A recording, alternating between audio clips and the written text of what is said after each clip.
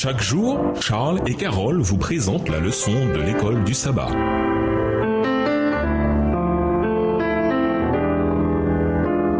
Bienvenue à votre émission Dieu nous parle. Nous voilà à la leçon 1, création et chute. Étude de la semaine, Galates 1, les versets 26 et 27, 1 Jean 4, les versets 7, 8 et 16, Genèse 3, les versets 16 à 19, Genèse 11, les versets 1 à 9, Galates 3, verset 29 et Deutéronome 7, les versets 6 à 11. Verset à mémoriser. Il, Dieu, le Abraham, mena dehors. Il, Dieu, le Abraham, mena dehors et dit, contemple le ciel, je te prie, et compte les étoiles, si tu peux les compter. Il lui dit, ainsi sera ta descendance. Il mit sa foi dans le Seigneur, il le lui compta comme justice. Genèse 15, versets 5 et 6. L'histoire du peuple de Dieu commence par la création des humains et leur chute tragique dans le péché. Si l'on veut tenter de comprendre la nature de l'unité en Christ dans l'Église, il nous faut commencer par le plan originel de Dieu à la création, puis par le besoin de restauration après la chute. Les premiers chapitres de la Bible révèlent que Dieu voulait que l'humanité reste une famille. Malheureusement, cette unité fut brisée après la tragédie du péché. C'est dans le péché seul que se trouvent les racines de la désunion et de la division. Davantage comme les conséquences d'une désobéissance odieuse. Nous avons une indication de cette division dans l'incarnation immédiate entre Adam et Ève, au moment où Dieu s'est approché d'eux après qu'ils ont mangé du fruit interdit. Voir Genèse 3, le verset 11. Ainsi, parmi tout ce que le plan du salut va accomplir, la restauration de cette unité originelle est un but crucial. Abraham, le père du peuple de Dieu, est devenu un élément clé dans le plan du salut divin. Abraham est décrit dans la Bible comme le grand exemple de la justification par la foi. Voir Romains 4, versets 1 à 5.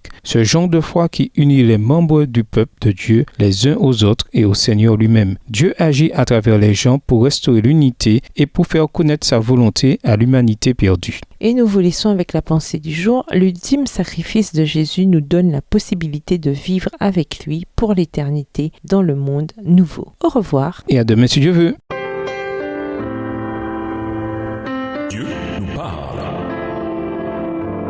Chaque jour, Charles et Carole vous présentent la leçon de l'école du sabbat.